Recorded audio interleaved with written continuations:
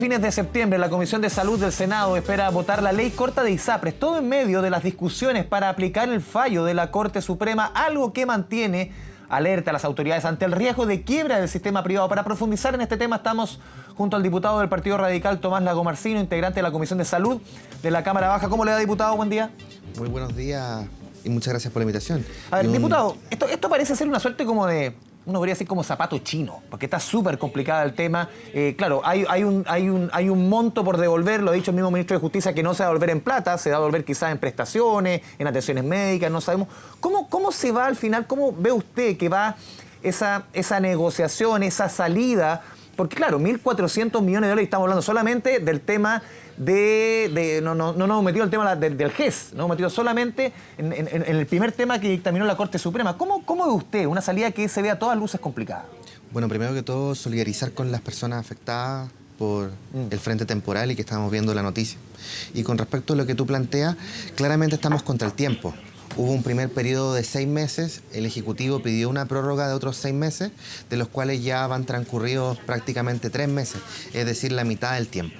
Y aquí había una incapacidad del Ministerio de Salud como entidad política de empujar un acuerdo que permita darle una viabilidad, aunque sea temporal, al sistema de ISAPRES para no tener las consecuencias que enfrentaríamos si es que llegara a haber una insolvencia o una eventual quiebra, como fue la que se vivió hace pocos años con la ISAPRE Más Vía y que pasó a ser ISAPRE Nueva Más Vía.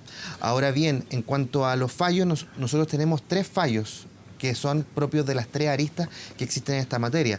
El primero es el ajuste de los planes bases, que fue el primer fallo del año 2022 y que está en ejecución. Claro. Por parte de un instructivo de la Superintendencia de Salud.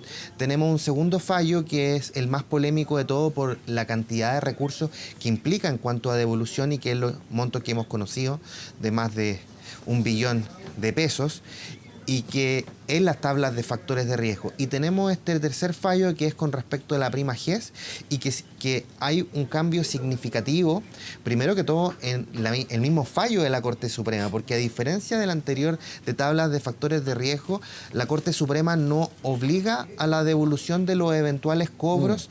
Lo define la Super de Salud. Queda a criterio de la Superintendencia de Salud e independiente de sí generar una extrapolación general de la aplicación al fallo a toda la población. Y aquí vemos algunos criterios que a uno le parecen disímiles y uno no puede más que decir que en democracia y en Chile, que tiene que respetarse en cuanto a su institucionalidad, tienen que respetarse a todo efecto los fallos de la Corte Suprema siendo de última instancia.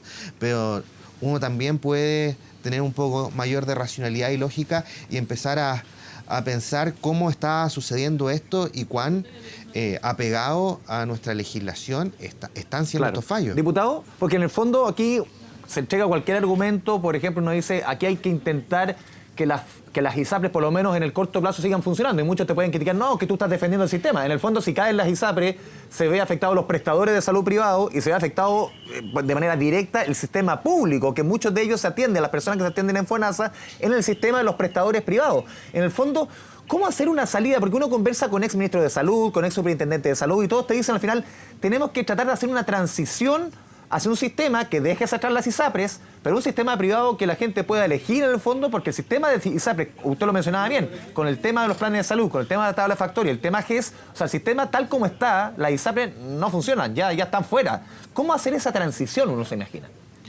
Bueno, por algo tú ocupaste el término que estamos en un zapato chino y realmente aquello, porque por un lado, la solución para un sector político, no para el mío por cierto, es prácticamente la condonación de dicha deuda, lo cual es políticamente inviable, pero también la devolución de todos esos montos en tiempos muy acotados de tiempo y eventualmente, incluso si es que se fuera muy flexible, pudieran llevar a una situación compleja a las ISAPRES de entrar en insolvencia o eventualmente quebrar. Aquí hay que buscar una fórmula muy límite, muy fina, que raya incluso en lo imposible para lograr compatibilizar, como hemos dicho anteriormente, la devolución de los cobros realizados en exceso, más evitar la quiebra o insolvencia de la ISAPRES por las consecuencias que tiene esto. Y ahí el rol del ministerio ha sido claramente insuficiente. Usted dice incapacidad. ¿En qué se ¿Cómo podemos bajar ese concepto de incapacidad? ¿En qué cosas clara usted ve incapacidad? Porque muchos decían hace un tiempo, aquí hay ideología también de parte de ciertas personas dentro del gobierno que quieren que el sistema sencillamente colapse.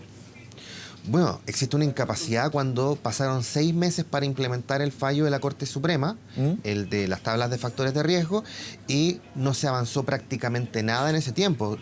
En la última semana se ingresó el proyecto de ley corta y ya tenemos que de la prórroga, que son 6 meses, ya han transcurrido prácticamente otros 3 meses y no se ha avanzado significativamente. Y ahí existe un liderazgo por parte de la Secretaría de Estado, que es el Ministerio de Salud, que tiene que ejercer y que no lo ha hecho adecuadamente en todo este tiempo. Y el tiempo transcurre y finalmente los que se pueden ver afectados por esto son pacientes. Imagínate una persona que está en medio de un tratamiento de un cáncer, una radioterapia, una quimioterapia, y su ISAPRE queda en insolvencia.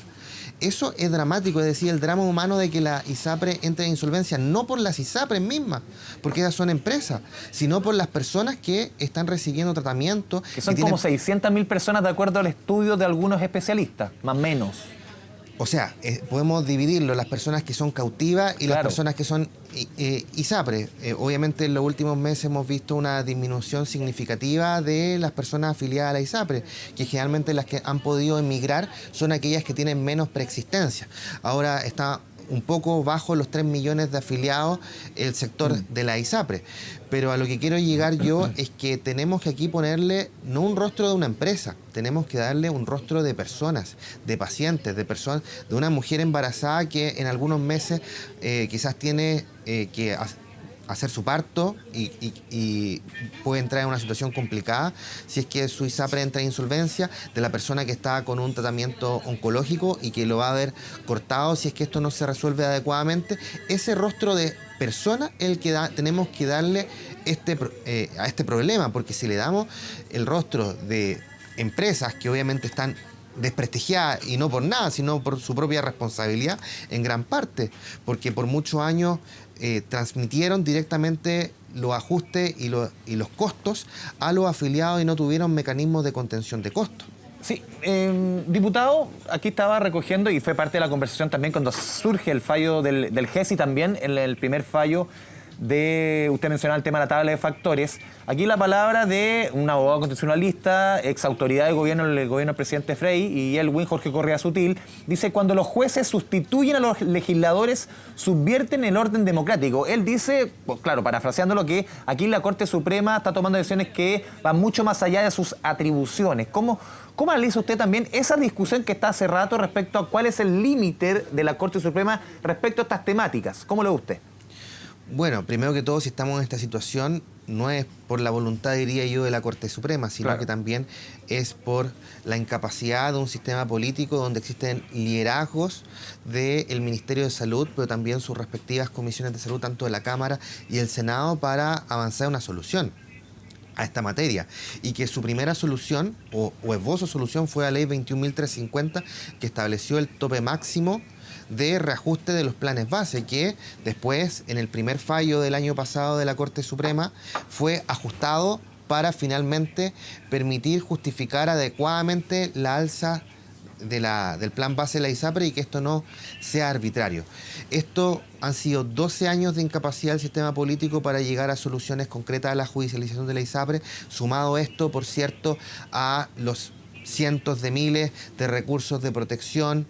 Las dificultades para avanzar en esta materia han sido a tal nivel mayúscula que yo diría que la Corte Suprema ha dado señales. Habrán quienes digan que la Corte Suprema no está para dar señales, pero al menos le dio un plazo al sistema político para resolver finalmente esto, y lamentablemente en ese plazo, que inicialmente fueron 6 meses y que se ha prorrogado por otros 6 meses, vemos nuevamente la incapacidad que han existido en los 12 últimos años en el Ministerio de Salud. Diputado Lago Marcino, le agradecemos este espacio con Canal 24 Horas. Que tenga una excelente jornada. Gracias a ustedes por la invitación. Chao, chao.